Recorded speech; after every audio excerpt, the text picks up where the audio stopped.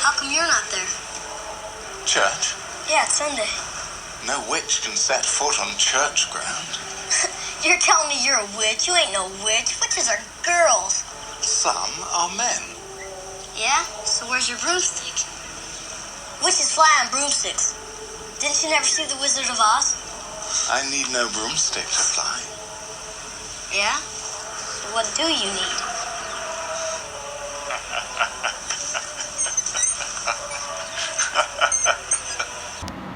Gosh, I already have a backlog of these phone journal videos. Pretty significant backlog. Probably won't release all of them. That's okay. Okay, here's my little room. Got my little heater. Got my breakfast that I just finished eating. Got this crazy video that's rendering. Here. It's actually plenty warm now. So. And this is stupid. I will flip it around. So if I'm some kind of witch and I'm looking to meet other people that are like that, in just any capacity, really, who are these people? Where are they? But you see, there are many issues that now present themselves. Because first of all, you have the problem of determining who's a real witch and who isn't. This is quite a problem because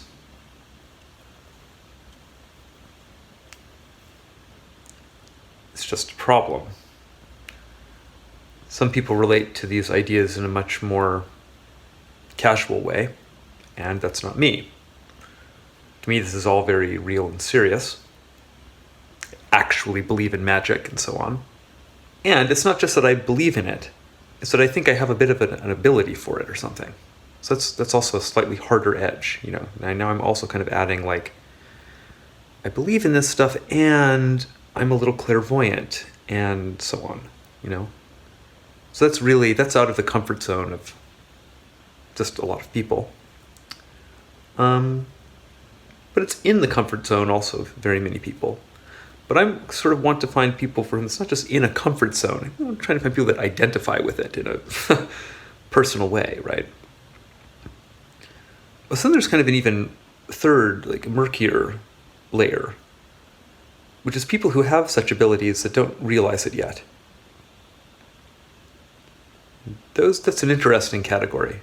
Sort of like pre-activated people. You have annoying fruit fly or something in here. That's what I get for bringing food into my bedroom.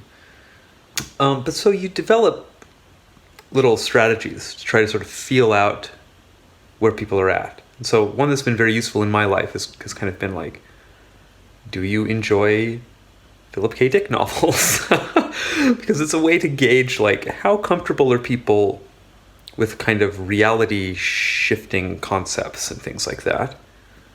But there you kind of have a similar problem, because you don't know if people, you know, there are tons of Philip K. Dick fans in the world, and you don't know if people are relating to that stuff. Because for a lot of people, it's just compelling fantasy, interesting stuff to think about, and cool, and etc. But for me, it's more that I identify with Phil.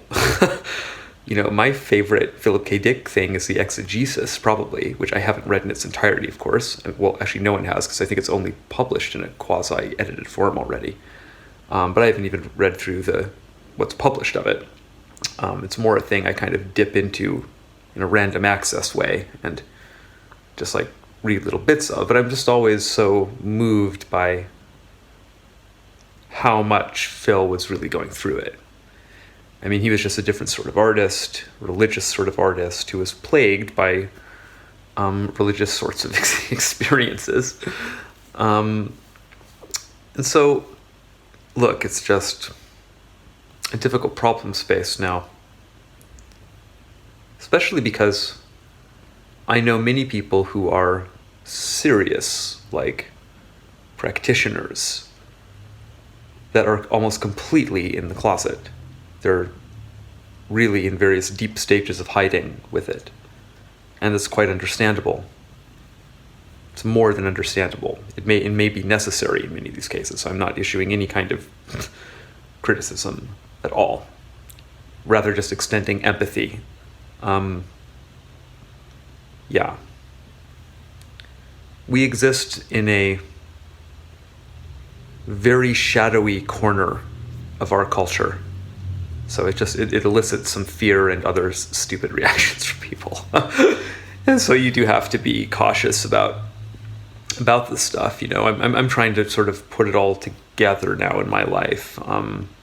But you'll notice that, you know, this channel does not say Jordan Barty. I'm using some weird little alias here still. Of course, I just said my name, and I often say my name, and I've shared stuff from this channel on my Facebook page and elsewhere, so, you know, there's no shortage of ways to connect it all up.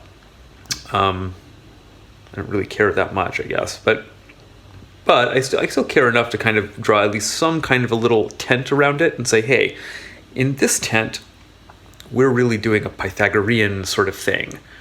We're going to get kind of weird about numbers and nature and patterns and do maybe a strange kind of divinatory sort of thing and relate to eternity, perhaps with some magical assistance from particular herbs and so on. You know, we're in the lab here. And so I just wanted to at least sort of draw a shape around it and say, this is the lab. So, you know, feel free to walk in, everybody, but in this space, we're thinking in a different way. So it's important for me to establish a kind of a soft boundary, not a wall, but rather a kind of a fence, something that can be opened, that you can see through more or less, but that is still a little bit of an acknowledgement, which I think just makes everybody a little bit more comfortable. Then they don't feel like you're kind of flooding into their normal zones with stuff. You can kind of hang back. Of course, that's only possible when you're obscure, like I am. If you were to ever gain celebrity, then people would feel that you are invading their space because the media would start pushing your stuff at them more and more strongly. And just YouTube is built that way. It'll recommend your content to more and more people, and so that's just the arena of kind of video information warfare. That's how it all works. I am busy rendering something that I, you know, hope will move through the network a little bit. Probably won't, but you never know. And so that's just the game. But when it comes to my life, I'm trying to find the others in my physical proximity. People I could actually, like, sit down and have a conversation with about this sort of stuff. It's just proving to be very, very difficult because everyone is in some stage of hiding and insecurity with this stuff. So we're all very cautious about revealing these deeper currents and aspects of ourselves. That's just also human nature. That's true in any kind of interaction. That's true for everybody. Not just for weirdos. But when you're marginalized, there's this added problem of much deeper masks and veils. Truth is, for me, I'm just not in a position to give any fucks about any of that kind of stuff anymore, sadly. I mean, I do. My Libran aspects are always a little dejected now. I hope people understand. Like, if I wanted to have the kind of recognition for being a big genius kind of like experience in my life, which is I already kind of did that because I got the big validation stamp of the PhD or whatever. That's an acknowledgement from the culture. It's like, you're smart enough to have this title, blah, blah. Of course, it doesn't really mean very much because, you know, they come from institutions that have lost their way a little bit, I'm afraid. But all that I need to do to get, you know, I'm pretty sure I could make a YouTube channel that would become very successful, you know, if I just did the normal thing. Clean up the presentation a little bit, in a strange kind of way, dial back the intimacy a little bit. I think what we're doing on this channel is maybe just way too intense for a whole lot of people, you know. So, you know, I'm very comfortable on camera, obviously, but so now it would be a matter of actually performing a little more and doing a slightly more kind of, hi, I'm a friendly YouTube personality kind of thing with people, but keeping the engagement high, you know. And if I cleaned up the presentation, put a green screen back there and designed some kind of stupid like background set, and spent more time making the audio correct and things like this. And then hit topics, just talked about things that were just pitched at a slightly less interesting level. I'm sure I could at least supplement my income with something like that, you know. I think I could make a quasi-successful monetizable channel that way. So I'm choosing not to do that. Because who cares? We don't need another thing like that. We need something else now on YouTube. And so I'm trying to kind of push into these different zones here. You know, my ambition has been and continues to be to just kind of document the experience of leaving the Western rationalist tradition in the rear view. It's really what this has been. It's been my journey into a magical worldview, and into a much deeper understanding of myself, and into some kind of very profound personality transformation. That's the other thing I'd like to say about Sync Century as a project. So if you go over to thearchive.org and watch RTC 001, the very first Red Twins constellation video down towards the bottom of the page, archive.org organizes things weirdly sometimes. But,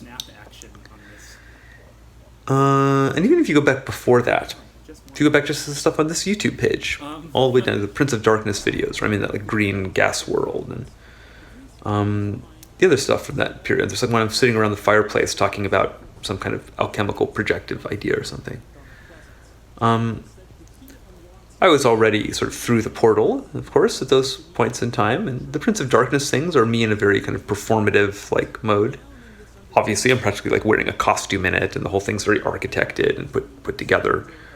I kind of thought, okay, it's going to be this like crazy like stoner philosophy, like psychedelic like explosion kind of idea or something, and that was all very thought through and cultivated because I needed all these artistic ideas and things in the way in between so that I could inhabit a role a little bit and perform. I just wasn't comfortable letting my life into my art that much yet, and vice versa, and just being, I don't know, publicly intimate on the internet in this weird way, and all these things that are now happening.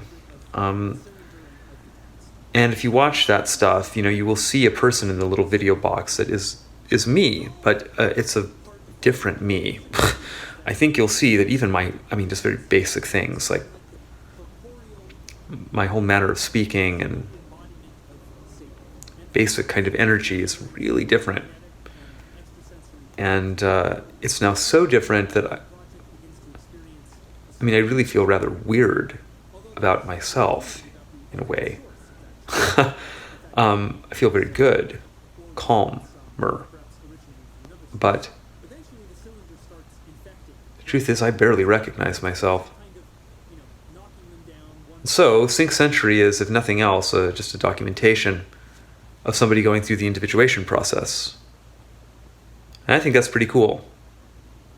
I recorded it on video over a period of some years. You can really watch me transform as I struggle with the synchronicity question, which I believe is really the driving force in the individuation process.